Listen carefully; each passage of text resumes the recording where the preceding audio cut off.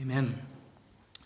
Verse 8, summing up this portion, after knowing the blessing of verses 1 through 7 that we looked at last Sunday morning, the blessing of the water flowing from the smitten rock, we simply read in verse 8, "Then came Amalek and fought with Israel in Rephidim." Hudson Taylor, of course, the great pioneer missionary to China, and of course the inland China in the last century, he experienced so many challenges that it is really just very difficult to comprehend and to get your head around how, other than the Lord, he survived and kept going in the mission field. Whenever he was on the mission field in China, he lost his wife, and very, very young, I think in his late 20s, early 30s. He also lost the first of his little children to that wife. Whenever you read his biography, I would encourage you to read his biography, The Spiritual Secret of Hudson Taylor. There were so many times where in communist China his life really was in danger. Many times he was very, very near to death. And yet he said this in his biography, and I think this is remarkable. "It doesn't really matter how great or how many the pressures is or are. It only matters where the pressure lies. See to it that it never comes between you and God. Then the greater the pressure, the more it presses you to his breast and to his side." And what he was really saying there, I think you can gather the spirit of Hudson Taylor there. There were so many pressures on his life, but it doesn't really matter how heavy the pressure or how hard the pressures are, where even the pressure lies. What he's really saying is that these pressures, if you are bearing them themselves, then they will be pressures.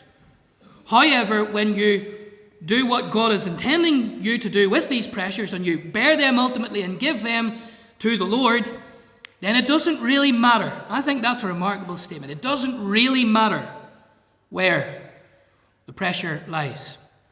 Now, whenever you look at the history of the people of God, even in these early chapters that we have been looking at, from Exodus 12, where they are set free from Egypt, right through now to Exodus 17, where we find them here in Rephidim, which of course means resting place in the Hebrew. The people of God they've never really had a battle up until verse 8, but they have experienced many pressures.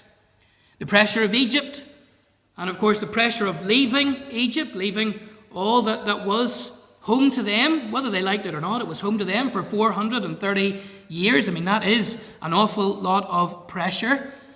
You think of the pressure of not really knowing where we're going here. I mean, if you're on a journey, you don't know where you're going, that's bound to play on the mind. And yet they had the pillar. Exodus 13, the last few verses, they had the pillar to guide them. They had the pressure of the Red Sea. In Exodus 14, we saw that. In Exodus chapter 15, they had the first pressures of thirst. And of course, they came to the bitter waters of Marah, and they came to Elim, and they experienced the wonderful miracles there. They had the pressure then of thirst in Exodus 15, but they had the pressure of hunger in Exodus chapter 16. Of course, God wonderfully and miraculously provided his manna. Then in verses 1 through 7, we looked at last Sunday, again they had the pressure of thirst. Thirst, I mean, it's a very real and necessary need, but it still was a pressure to them because they were thirsty and they did not have any water. And so they go through all of that. They go through the highs and the lows of getting through the Red Sea, saying, God, deal with the enemy without even engaging them in battle. In Exodus 14, the high even of being sustained by simply a smitten rock, as we thought about last week. 2 million people sustained simply by a smitten rock. It really was a wonderful and glorious and blessed miracle. And yet in the midst of all of these pressures, these highs and lows, we simply read in verse 8, "Then came Amalek and fought with Israel in Rephidim." Then came Amalek. It's as if now in this pressurized, this pressure cooker, if you want to call it that, the Amalekites, realizing all of the pressures that they have experienced, they come and they engage the people of God in battle. Now, who were these Amalekites? Well, they were very simply a nomadic people who lived and resided in the Negev desert. Where did they come from? Genesis chapter 36 and verse 12, you read there of the account of Esau, of course Jacob's brother, and you read of Esau having a son named Eliphaz.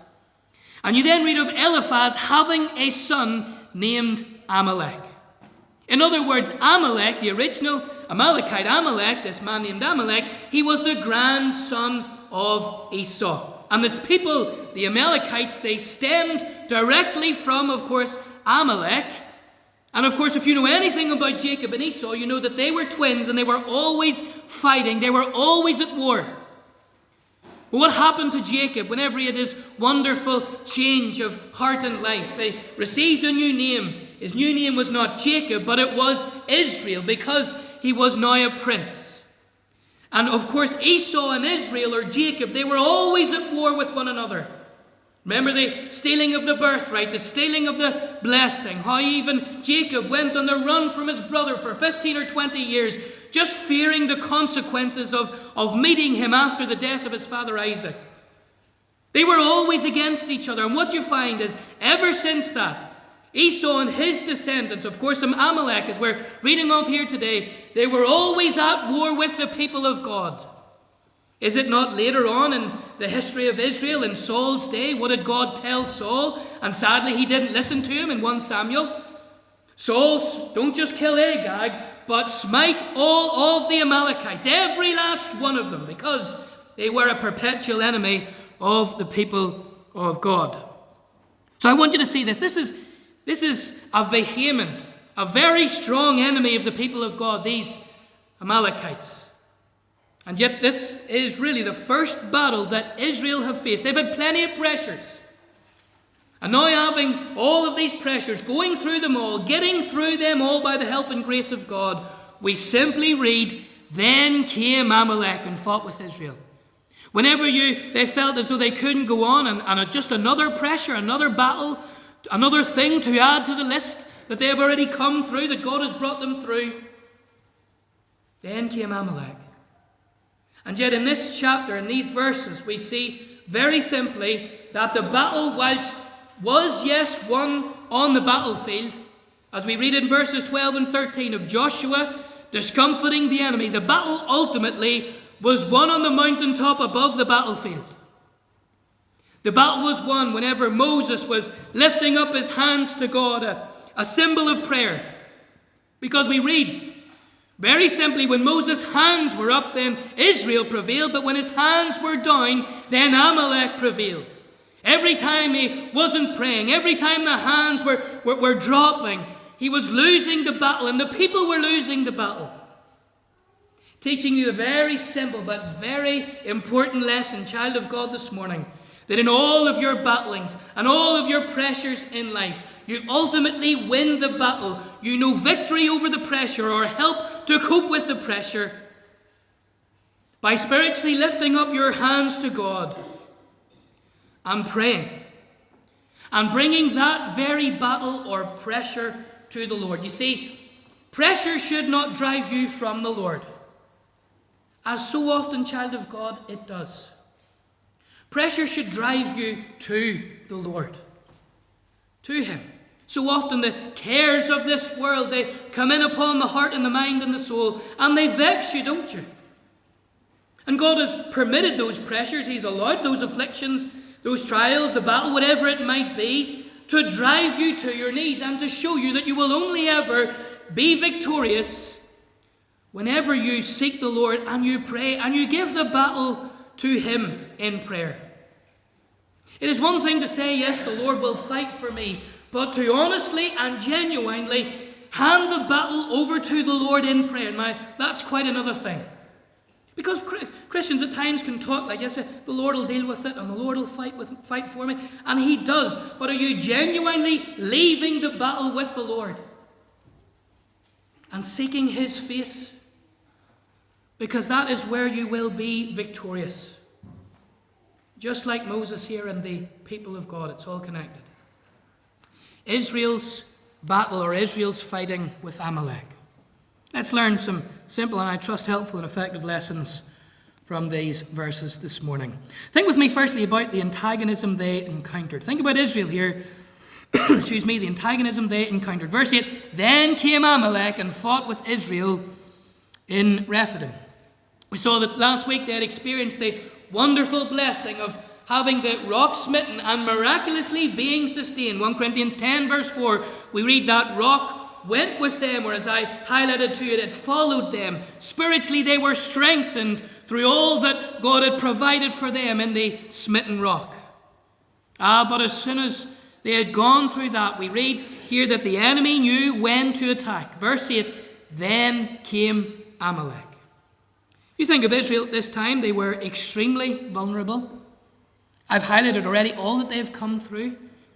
You know, someone has calculated from leaving Ramses in Exodus 12 there in the borders of Egypt to now Rephidim, they have travelled almost approximately anything up to 500 miles on foot. And they have done this in quite a short space of time. We also learned last week in verse 3 that they were so discouraged that the people wanted to go back to Egypt. There's 3 of this chapter. We looked at it last week. The people murmured against Moses. Why have you brought us out of Egypt to kill us and our children and our cattle with thirst?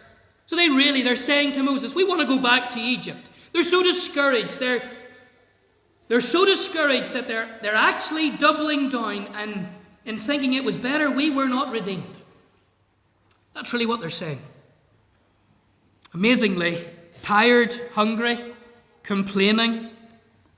It's at this time the enemy knew exactly when to come at them, when to come against them.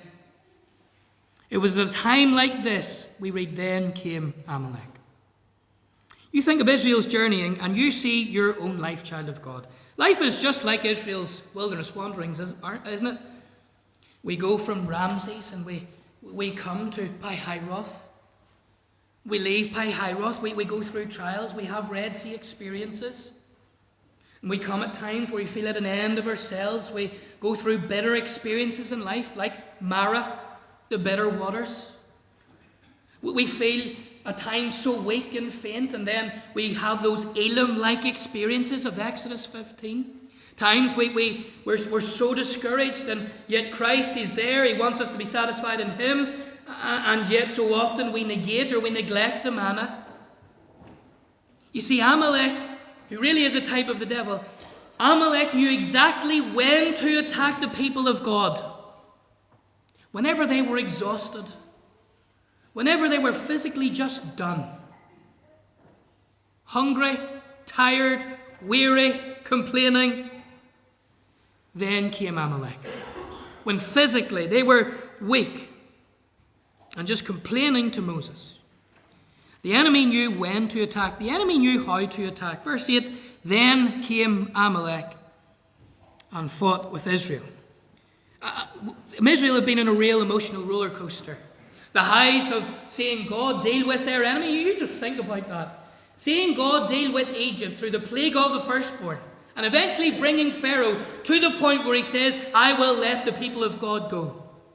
The high of the new experience, that's what it was, the new experience of the pillar. This very special, set-apart experience just for the wilderness wanderings.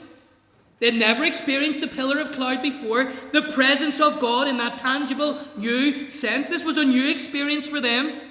What a high this must have been to be the people of God and to see the cloud rise up and to see especially the fire. What that must have been like at night, we can only imagine. To see this fire rise up from the tabernacle and maybe take off in the middle of the night, in the midst of a darkened wilderness. It would have been thrilling. You think of how thrilling it would have been at the start to go out of your tent every day. Wow, food again today. Never experienced the like of it before. It would have been something new for them. It would have been a high for them.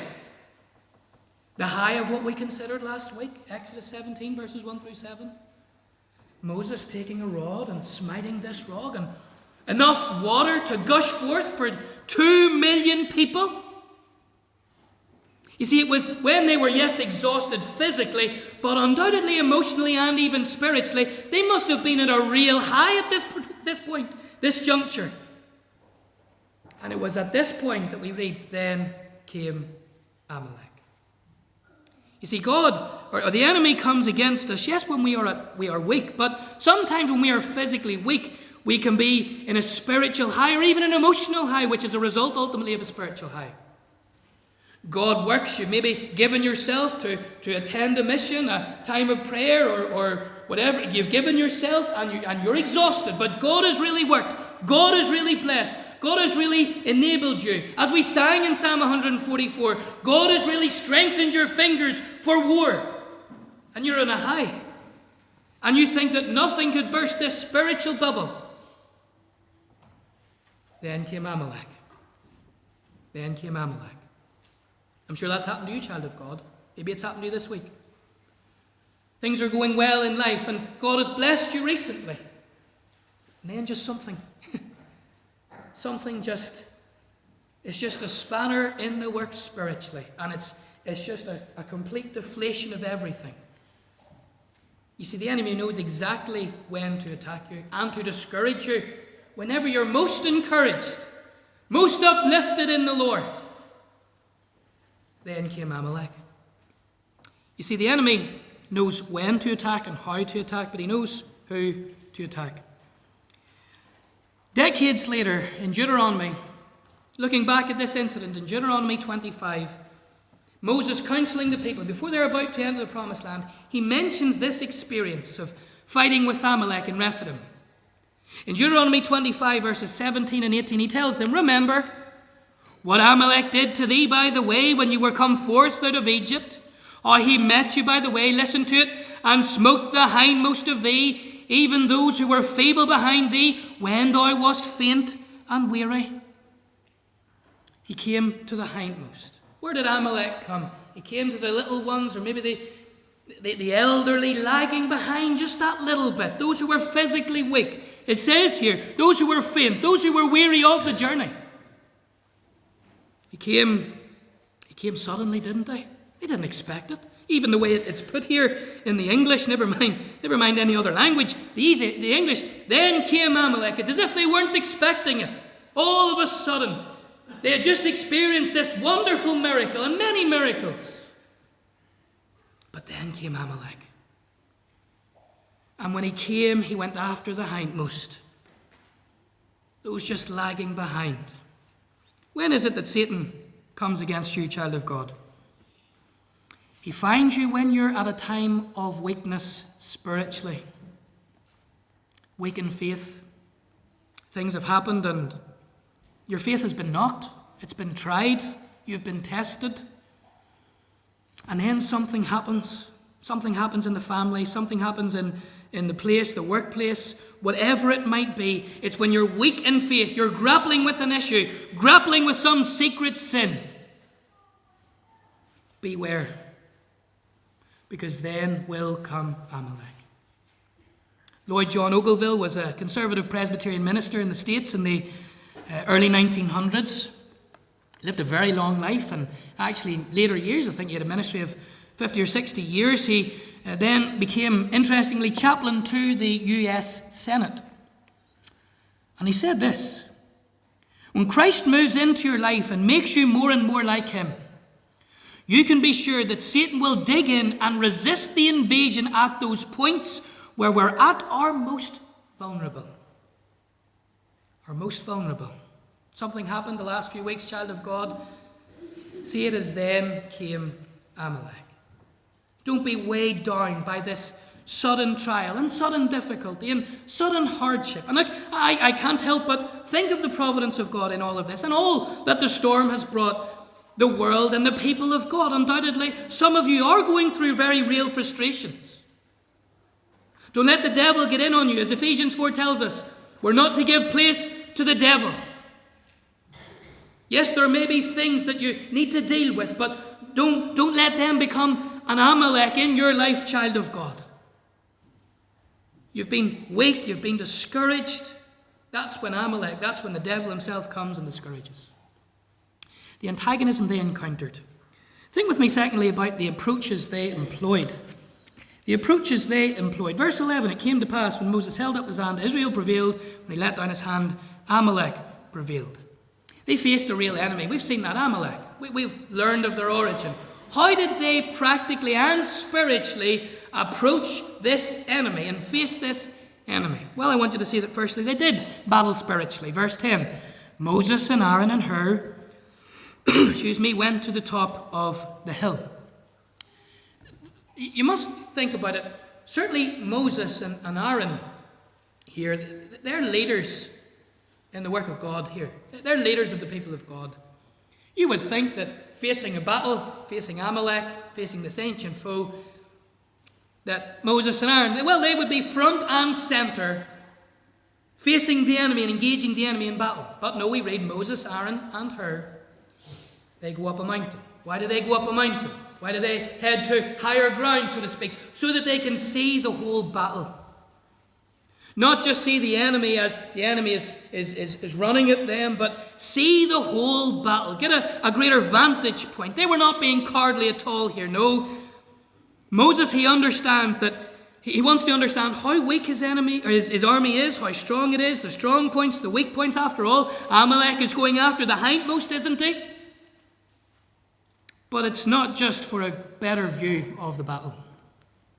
Because verse 11 tells us that Moses held up his hand, and Israel prevailed, and then he let down his hand, and Amalek prevailed. The term prevail here, it means to be given strength or increase in strength. And what you see very simply here is Moses is holding up his hands. The people of God, they, as it says here, they prevailed, or they were increasing in strength. They were given strength. That's what it means, to prevail. They were given strength for the battle, child of God. How did they approach this battle? They approached it spiritually. Because ultimately every battle that you face, child of God, every battle you face is a spiritual battle. Some of them manifest themselves practically and emotionally, but every battle we face is spiritual ultimately. Because we wrestle not against flesh and blood. We wrestle against the powers of darkness. Every battle we face as a Christian ultimately is spiritual. Therefore, we must employ spiritual means for the battle. What does Moses do? He prays for the people, very simply. He prays, and as he prays for the people, they are given strength for the battle. They prevail, they know victory. I even thought of this. Think of the hindmost. Those who are described as weak and feeble. When Moses was lifting up his hands, even the hindmost were given strength to not succumb to this vehement enemy, Amalek. Now this is a symbol of prayer. I mentioned this before, but I just mention it again. In Psalm 28 verse 2, we read, the psalmist says, "Hear the voice of my supplications when I cry to thee, when I lift up my hands toward thy holy oracle." Every time you read in the Old Testament of the lifting up of the hands, it's always in reference to prayer. Always in reference to prayer. That's why I'm not really a big fan of individuals lifting their hands in worship, because it's usually an emotional thing. But God tells us that a symbol of prayer, a symbol of depending upon God, waiting upon God, and I could go through the Old Testament, folks, and prove this to you, and the New Testament. 1 Timothy 2, verse 8, "Men ought always to pray with the lifting up of the holy hands in prayer without wrath or doubting." The New Testament says it's a symbol of prayer as well as the Old. And so here we find, as Moses is lifting up his hands, it's a symbol of prayer quite obviously. The people know strength. Child of God, how do you know strength? How do you engage all of the battles? How do you face all of the pressures, all of the demands? You spiritually lift up your hands to God in prayer. And as you do that, the promise is this, that you're given strength. Strength for the battle. And strength even to be an overcomer or a more than a conqueror in the battle. Now they battled spiritually, but they also battled practically. Verse 13. Joshua discomfited Amalek and his people with the edge of the sword. So it wasn't as if it was just all prayer. No, Joshua had a responsibility. We read here of him discomfiting the people with the edge of the sword. Now this is interesting because remember the counsel of Exodus 14 when they faced the Red Sea and the enemies hot on their tail. What was the counsel of God then? Stand still, see the salvation of God, and speak not but hold your peace. Just stand still. Don't even talk, people. Just stand still. Do nothing. But here the counsel is, Joshua engaged the enemy in battle. What is God showing the people here very early on in their experience? He's showing them that there is a balance in life. See, there are times when you face the Red Sea, child of God, and all you can do is pray. All you can do. And it's very clear, when you can't fix it yourself and you can't do anything, the best thing to do when you feel you can't do anything is not to do anything, but simply to pray. But there are other occasions in life. Other occasions in life where you must battle, where you must engage the enemy. And I think this is interesting because this is the first battle that this group of people's ever faced in their life. They never engaged the enemy. In Exodus 14, God dealt with them. This is the first time they were so ill-equipped, they had never fought before. These untrained individuals, however, needed to fight. And they're given strength for the battle. James Merritt once said that if you pray but you don't go to war, you're a fool. But if you go to war without praying, then you will fail. There's a balance there. There's a balance in the Christian life, child of God. There are times when God calls us to not do anything. But there are other times, and that's up to you to weigh up the situation. There are other times when God calls you practically to engage the enemy. And of course, that's going to look very different depending on the circumstance. They battled spiritually, they battled practically. I want you to see also here that they battled collectively. Look at verse 12 again. When Moses' hands were heavy, they took a stone, put it under him, he sat thereon. And Aaron and Hur stayed up his hands, the one on the one side and the other on the other side. So there were times when Moses, remember, he's at least 80 years old now. There were times when Moses got really tired. We actually read here of him doing this verse. Look at verse 12. Steady until the going down of the sun. This was a full day event for Moses. Can you blame him for his hands getting tired? Of course not. Here's an 80-year-old man holding up his hands all day. I even love verse 12, what it says. It's so practical. What did Hur do? He stuck a stone and put it under him. Put it under, a time Moses couldn't even stand. And we read Hur, this man. What does he do? He rolls a stone. Must have been some size of a stone, by the way. He had to roll it. And he rolls this stone. And I want you to see old Moses just sitting in this stone. But all the while his hands being held up. Physically exhausted. And yet here is Aaron and Hur holding up his hands. And we read, I love the way it says, verse 12, they were steady to the going down of the sun. They steadied the hands. This at times they were weak and falling. But yes, then Aaron and Hur, they lifted up the hands. They steadied the hands again. What you see here, child of God, very simply is this, is that Moses, there's no way that Moses could have held up these hands, even stood on his own. This was an 80-year-old man, at least. This is a tired man, a battle-hardened man in that sense. He's seen a lot of life.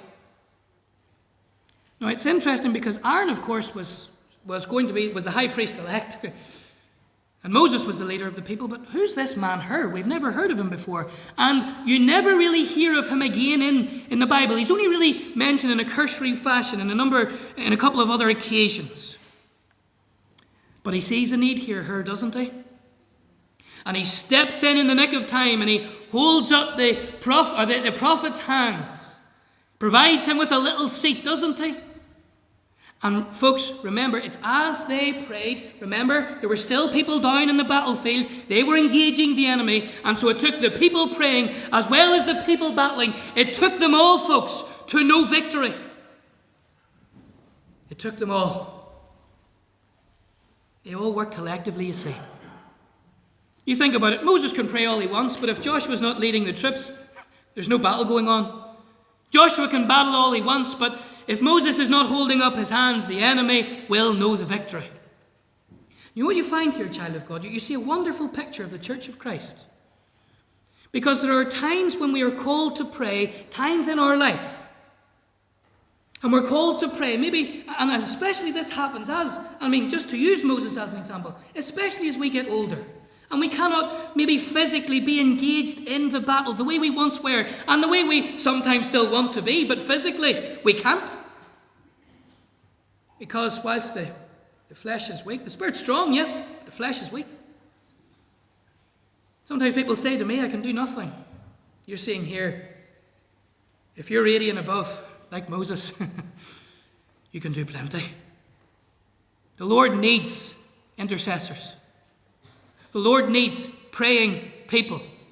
I knew of a man who's now in glory about a year or two, and he prayed for me every single day to the day he went to heaven. Every single day. When I'm here, I knew at times he was praying for me. Now in the glory. And I miss his praying, as I'm sure you would do.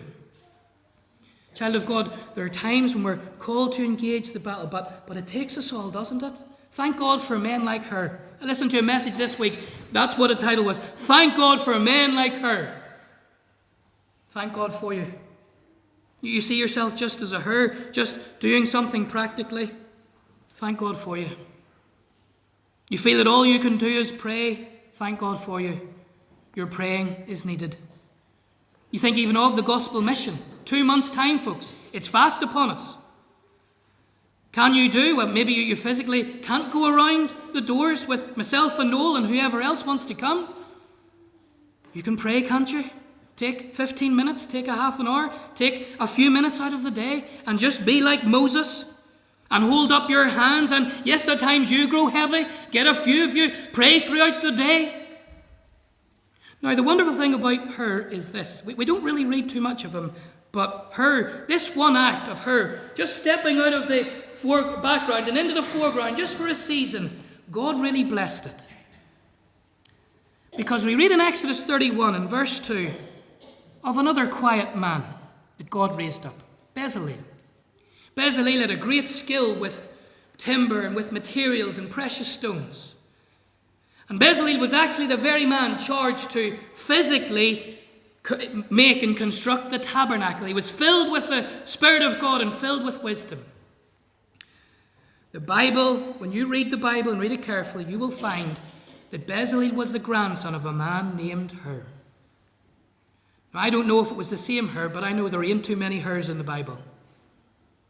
Could it be that Bezalel, watching all of this going on, watching Granda Hur roll out literally a stone for the prophet as he was praying and as people see him prevailing with God and praying, could it be that Bezalel just watches him and as Hur then would drift again back into the background? That Bezalel thinks, if there's ever an opportunity for me to do something with my hands, knowing the Spirit of God, is it any wonder that Bezalel, possibly Hur's grandson, was selected? You know what you find here, child of God? You might feel yourself to just be quiet and just go about your business in a quiet way. You never know who's watching you. Go about your business in a quiet way. Maybe that's just your disposition. You're not in the foreground, you're just in the background. Here's an encouragement for many of you here. Your grandchildren are watching on. And if you're a background man and that's all you ever will be, or woman, or even a young person, that's all you ever feel that you'll amount to, well, look, that's fine. But may God give you a Bezalel in your life who watch you just quietly going about your business in the work of God. A pastor once told of an experience he had on a short-term mission trip in Jamaica. And he went there to help build a little building for a little church. And there was a storm came, a bit like last week or two. And they had to stop work. And he was speaking to a man in church. And this man was very actively involved in this building work. And he said, do you play any position in the church? Are you an officer? And he said, no. I just fight the battle from behind. I fight the battle from behind. And that's what Moses and Aaron and Hur really, and especially Hur, doing here. One last thing, very quickly, folks. The accomplishment they enjoyed. The antagonism they encountered, the approaches they employed, the accomplishment they enjoyed. Verse 13, Joshua discomfited Amalek as people with the edge of the sword. The term discomfit here, it means to weaken, it means to disable, it means to disarm. Joshua and his warriors, as the battle was going on, they weakened, they disarmed the enemy. And of course they won this great battle. So much so that in verse 15 they're commanded of God to raise up a banner and to call this place Jehovah Nissi. Now, think where they are. They're in Rephidim, resting place. Rephidim was no longer a resting place. It was a place of battle, wasn't it? And yet it was now a Jehovah Nissi. This victory that God had given became a banner for display for the people of God. And child of God, you'll find that in your life. Maybe resting places, things are going well, and all of a sudden there's a battle comes, a battle ensues. You're enabled to raise up the testimony and to say, the Lord has been my banner. The Lord has been my help. I've prayed and He has helped me. He has strengthened me. He has graciously given the victory. That great resurrection, chapter 1 Corinthians 15, just before we're commanded in verse 58, the last verse, to be steadfast, unmovable, and always abounding in the work of God. We read through the resurrection, 1 Corinthians 15, verse 57, the penultimate verse. Thanks be to God, which giveth us the victory through our Lord Jesus Christ. Who was it that was battling? It was Joshua. Joshua means Saviour. The Saviour won the battle for the people in that day as the people were praying and the people were battling. And you will find that the Saviour, when you depend on Him, He will enable you and He will give you victory ultimately. Give you the victory. Then came Amalek.